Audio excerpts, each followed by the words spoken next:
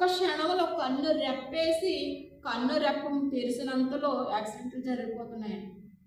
చూడండి, అక్కడ మన ఇండియాలోనండి 2 పిల్లల్ని ఆధార్ కార్డు తీపిస్తానని తీసుకెళ్ళి అందులో పడేసిస్తాడండి అతను తండ్రి. చూడండి, ఆధార్ కార్డు తీసుకొస్తాను అని తీసుకెళ్ళి 2 పిల్లల్ని చంపేశాడు. అతను కూడా దూకేశాడండి. చూడండి ఎంత అన్యాయమో. చూడండి ఏం జరుగుతుందండి ప్రపంచంలో. అసలు ఎటు వెళ్ళిపోతుంది ప్రపంచం, ఎంత మాయ చేస్తుందో చూడండి సాతాను. ఒక్క సిటుకులోనండి మాయమైపోతున్నారు. మనం కూడా అందులోనే ఉన్నామండి. కన్ను తెరిసి కన్ను మూసి కన్ను తెరిసే లోపల ఏం జరుగుతుందో తెలియని పరిస్థితిలో ఉన్నాం మనం. అయితే దేవుని మాట అందరికీ అందాలనే దేవుడు సర్వసృష్టికి వెళ్ళి సర్వసృష్టిలో సువార్తను ప్రకటించమని యేసుక్రీస్తు గారికి చెప్పిన మాట మనకు కూడా చెప్పేసి వెళ్ళారండి. ఆయన చెప్పారండి. అందుకని కాబట్టి నాకు టైం లేదండి దేవుని సన్నిధికి రావడానికి, నాకు టైం లేదండి దేవుని సన్నిధికి, మేము అక్కడికి వెళ్ళాలండి ఇక్కడికి వెళ్ళాలండి, మేము అది చేయాలండి, కొంచెం పని ఉందని చెప్పకండి. ఎందుకంటే సమస్తం చూస్తున్నవాడు దేవుడు అండి. మనుషులు చూడకపోవచ్చు, దేవుడు సమస్తం చూస్తున్నాడండి. దేవుని కొరకు బ్రతకండి. కడవరి దినాల్లో ఉన్నాం ప్రియులారా. నాకు పని లేదు, పాట లేదు, అయినా దేవుని పని ఎందుకు చేస్తానని తెలిసింది డబ్బు ఖర్చు పెట్టి ఒక్క ఆత్మైన రక్షింపబడతాది, ఒక్క ఆత్మైన దేవుని దుఃఖాన్ని తీర్చగలుగుతాను అనే ఆలోచనతో దేవుని పని ఎంత కష్టమైన ఎదురుకి తీసుకెళ్తున్నానండి. అంత బాధతో ఉన్నాను దేవుడి పట్ల. నేను ఒక ఆడదాన్ని అయ్యుండి కూడా దేవుడి పట్ల ఎంతో ఆసక్తితో దేవుని పని జరిగించాలి. నా దినములో ఈరోజా రేపా ఎల్లుండా అనే భయం పడుతుందని నాకు అవుతుంది. అలా ఉండాలండి మనం ఈ లోకంలో.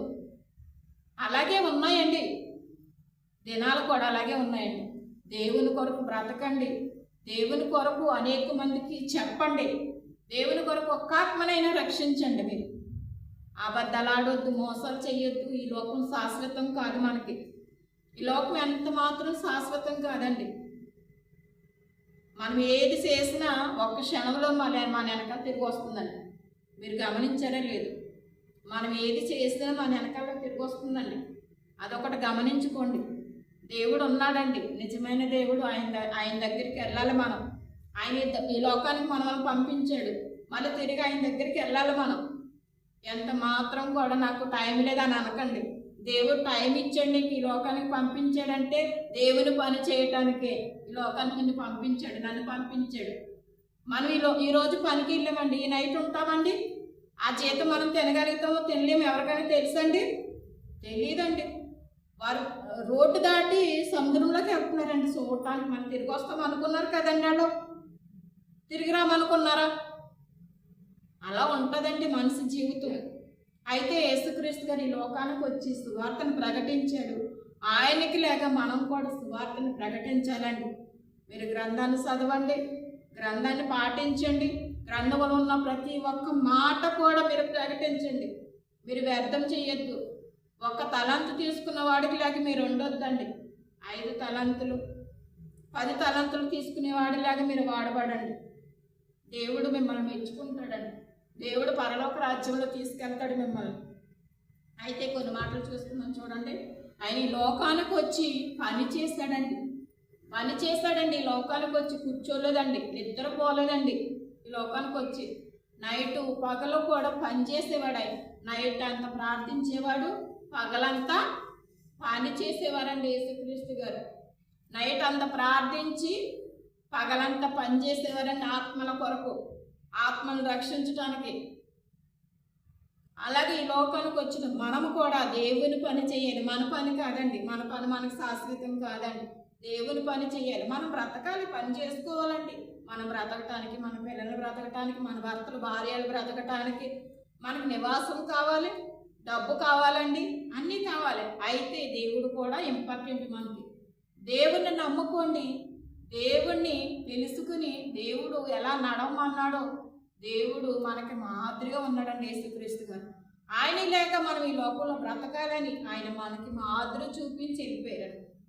చూపించారండి, చూపించారు. చూడండి లూకాసు వార్త 23. యేసు క్షమాపణ అండి. ఆయన లోకానికి వచ్చి ఏముంచిపోయారండి? క్షమాపణ ఉంచిపోయారండి. మనకి క్షమించేశాడండి అందరినీ కూడా. ఈ లోకంలో ఉన్నవారు మేము నీతిపరులమని ఎవరమైనా చెప్పగలుగుతామండి? ఎవరము చెప్పలేమండి. చెప్పాడను ఎవరన్నా నేను నీతిపరునని చెప్పారనుకో వారెవరంట? అబద్ధికుడు అని చెప్తుందండి బైబిల్, దేవుని గ్రంథం.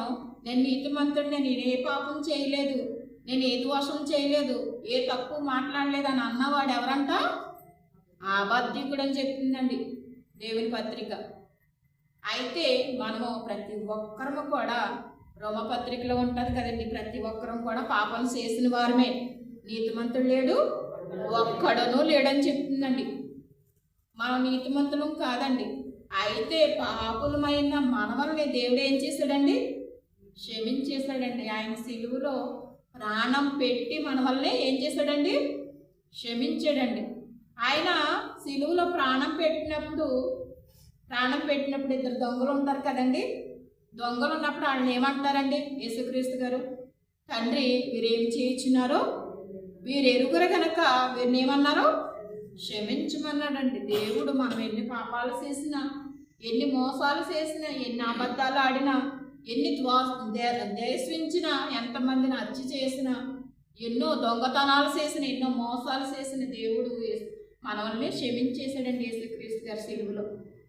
మనం కూడా మన సహోదరులను ఏం చేయాలంట? క్షమించాలండి. యేసుక్రీస్తు గారు ఏం చేశారు? క్షమాభిక్ష పెట్టారండి మనకి. మనం కూడా మన సహోదరులను ఏం చేయాలంట? క్షమించాలండి. ఆవిడ తక్కువదేంటండి, ఆవిడ వచ్చేసింది, ఇచ్చేసింది అని అంటారు. అవన్నీ మనకు అనవసరం అండి. యేసుక్రీస్తు గారు ఏమంటారు తెలుసు? ఈ లోకానికి నేను ఎందుకు వచ్చానో, నా తండ్రి పని చేయడానికి వచ్చాను, నేను తీర్పు తీర్చడానికి రాలేదంటారండి. ఆయన తీర్పు తీర్చడానికి వచ్చాడండి యేసుక్రీస్తు గారు? రాలేదండి. ఒక వ్యభిచారి పట్టబడిన తర్వాత యేసుక్రీస్తు గారు ఏమన్నారు తెలుసు కదండి మన అందరికీ? ఏమన్నారండి? అమ్మ ఇక మీదట పాపం చేయొద్దు అన్నాడండి ఆయన. అదే మనుషులు అయితే నువ్వు వ్యభిచారి, నువ్వు ఇంకా నాతో మాట్లాడుకో అని అంటాం, మా ఇంటికి రాకు అని అంటామని. మనం అలా అనకూడదండి. మన బిడ్డలు తప్పు చేస్తే మనం వదిలేసుకుంటామండి? మన ఇంట్లో ఎవరైనా తప్పు చేస్తే వదిలేసుకుంటామా? మరి బయట వాళ్ళు తప్పు చేస్తే మనం ఎందుకు వదులుకోవాలి? నీ సహోదరుడు కదా, ఎందుకు వదులుకోవాలండి? ఎంత మాత్రం వదులుకోవద్దండి. క్షమించి దేవుడి మాటలు చెప్పండి, వదిలిపెట్టకండి. ఎందుకంటే ఒక ఆత్మ నశించిపోవుట దేవునికి ఎంత మాత్రము ఇష్టము లేదండి. అంతటా అందరూ మారు మనసు పొంది దేవుని తెలుసుకోవాలి, ఆయన కొరకు బ్రతకాలని దేవుడు ఎదురు చూస్తున్నాడండి. అయితే యేసుక్రీస్తు గారు మన అందరిని క్షమించేశాడండి. అలాగే మన తండ్రి మనము కూడా మన సహోదరుల నిమిత్తం ఏం పెట్టాలంట? ప్రాణం పెట్టే భక్తులమై ఉన్నామండి. ప్రాణం పెట్టేయాలంట. యేసుక్రీస్తు గారు క్షమించి ఏం పెట్టారు?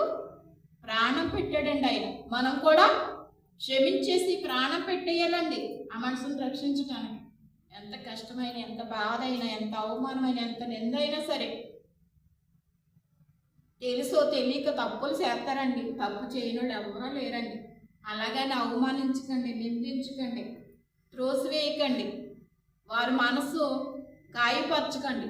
క్షమించేయండి. ప్రతి ఒక్కరిని కూడా క్షమించి దేవుడి మాట వల్ల దేవుని వైపు త్రిప్పండి. అందరూ తప్పులు చేసిన వాళ్ళండి, పొరపాట్లు చేసిన వాళ్ళే అందరూ కూడా ఏదో ఒకటి. అయితే మనం యేసుక్రీస్తు గారు ఎలా క్షమించారో అలాగా క్షమింపబడాలండి. మనం కూడా అలాగే క్షమించేయాలండి దేవుళ్ళు ప్రతి ఒక్కరిని కూడా. దేవుడు అంత గొప్ప దేవుడు అండి మనకి, అంత గొప్ప దేవుడు ఉన్నాడండి మనకి. చూడండి, ఇంకా చూడండి, యోహాను సువార్త 15వ అధ్యాయం 12వ వచనం చూడండి. 15వ వచనం, నేను మిమ్మల్ని ప్రేమించిన ప్రకారం మీరు కూడా ఒకరినొకరు ప్రేమించుకోవాలండి. ప్రేమించడం ఎవరు నేర్పించారండి మనకి? యేసుక్రీస్తు గారు నేర్పించారండి ప్రేమించడం.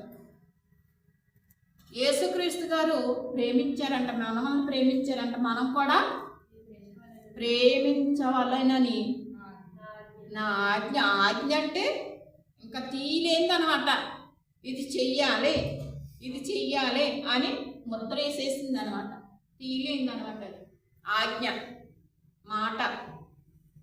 అయితే యేసుక్రీస్తు గారు ప్రేమించాడండి లోకానికి వచ్చి అందరినీ కూడా ప్రేమించాడండి. ఎవరిని కూడా ద్వేషించలేదు, బాధ పెట్టలేదండి. ఆయనే బాధపడ్డాడు, ఆయనే ద్వేషింపబడ్డాడు, ఆయనే అవమానింపబడ్డాడండి, ఆయనే నిందింపబడ్డాడు మన కొరకండి. మనం కూడా అలా ఉండాలి, యేసుక్రీస్తు గారు లేక ఉండాలని యేసుక్రీస్తు గారు మనకి మాదిరి ఉంచి వెళ్ళిపోయారండి. ఈ లోకంలో మాదిరి ఉంచి వెళ్ళిపోయారండి. అలాగ మనం కూడా ఎదటి వారికి మాదిరిగా బ్రతకాలని యేసుక్రీస్తు గారు చెప్తున్నారండి. ఇక్కడ నేను మీకు మాదిరిగా బ్రతకాను, మీరు కూడా ఎదటి వారికి మాదిరిగా బ్రతకాలి. అండ్ మాదిరిగా బ్రతకాలంటే మనం కూడా ప్రేమించాలనండి. దేవుడు ఎంత గొప్పవాడో చూడండి. మన పట్ల మనం ఎటువంటి వారమైనా సరే దేవుడు ఎంత ప్రేమిస్తున్నాడో చూడండి మన వల్లే.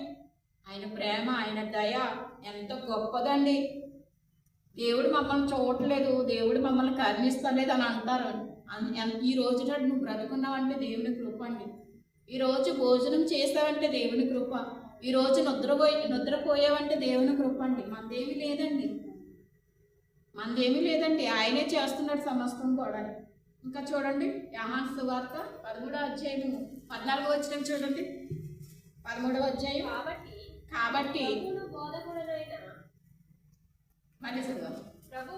ప్రభువును బోధకుడునైనా నేను మీ పాదములు తగ్గించుకున్నాడండి. ఆయన మళ్ళీ ఏం చేశాడండి? తగ్గించుకున్నాడండి యేసుక్రీస్తు గారి లోకానికి వచ్చి. ఎంత గొప్ప ప్రేమ అంటే యేసుక్రీస్తు గారికి. ఈ లోకానికి వచ్చి తగ్గించుకుని ఏం చేశాడండి? పాదములు. చదువుకున్న వారు ఉన్నారు, చదువుకోలేని వారు ఉన్నారు, శిష్యులు ఉన్నారా లేదండి? వాళ్ళు ఎవరండి? ఏం పని చేశారండి? ఇంజనీర్లా? వాళ్ళందరూ ఇంజనీర్లు అండి. పెద్ద పెద్ద చదువులు డాక్టర్లా? కాదండి. ఎవరండి? చేపలు పట్టేవారండి. వాళ్ళందరూ కూడా చేపలు పట్టేవారిని ఆయన దగ్గరికి చేర్చుకుని వాళ్ళ పాదాలు కడిగి తుడిచాడండి ఆయన. చూడండి ఎంత ప్రేమ అయింది. మరి మనం కూడా కడగాలండి. పాదాలు కడగటం అంటే ఏంటి? దేవుని వాక్యముతో ప్రతి వారి పాదాలు సుందరం చేయాలండి. అదే కడగటం అంటే. దేవుడి పాదాలు, దేవుడి తండ్రి అయిన దేవుడు యేసుక్రీస్తుని లోకానికి పంపించాడంటే ఎంతో దీనస్థితి అండి. యేసుక్రీస్తు గారికి ఎంతో దీనస్థితి. తగ్గించుకున్నాడండి, ఎంతో తగ్గించుకున్నాడు. యేసుక్రీస్తు గారు మనసు మీరును కలిగి ఉండనంటాడు పిలిపి పత్రిక కదండి. పిలిపి పత్రిక 2వ అధ్యాయము 5వ వచనంలో ఉంటుంది చూడండి. యేసుక్రీస్తుకు కలిగిన ఈ మనసు మీరును కలిగి ఉండడని చెప్తున్నాడండి. ఎంత గొప్ప మాట అంటే నిజంగా కదా. యేసుక్రీస్తు గారు శిష్యులు పాదాలు కడిగి బొడ్డించుకుని తుడిచాడండి. ఎంత దీనస్థితికి వెళ్ళిపోయి, ఆవిడ పాదాలు ముట్టుకుంటానా? ఆయనకి పాదాలు నేను ముట్టుకుంటాను. ఆయన ఎక్కడ, నేను ఎక్కడ, ఆవిడెక్కడ, నేనెక్కడ అంటాం మనం అవుతుంది. అయితే యేసుక్రీస్తు గారు ఈ లోకానికి వచ్చి శిష్యులు పాదాలు కడిగాడండి వాక్యం చేత. మనం కూడా వాక్యం చేత ప్రతి ఒక్కరు పాదాలు కడగాలండి. ప్రతి ఒక్కరు పాదాలు దేవుని వాక్యం చేత నిలబెట్టాలండి. పాదాల మీద, దేవుని వాక్యం మీద పాదాలతో నిలబెట్టాలండి. ప్రతి ఒక్కరిని కూడా దేవుని వాక్యం మీద నిలబెట్టమనుకోండి ఎవరైనా పడిపోతారా? పడిపోరండి. యేసుక్రీస్తు గారు చేసింది కూడా శిష్యులు చేసింది కూడా అదే. దేవుని మాట ఉంది కాబట్టి శిష్యులు పడిపోలేదండి. యేసుక్రీస్తు గారు లేక మనం కూడా తగ్గించుకొని ఎంతో దీన మనసు కలిగి యేసుక్రీస్తు గారు కలిగిన మనసు మీరును కలిగి ఉండమని ఇక్కడ చెప్తున్నారండి. మరి అట్టి మనసు కలిగి దేవుని సన్నిధిలో మనం తగ్గించుకుని బ్రతకాలని. ఆయన అని మనం అనకూడదు ఎంత మాత్రం కూడా.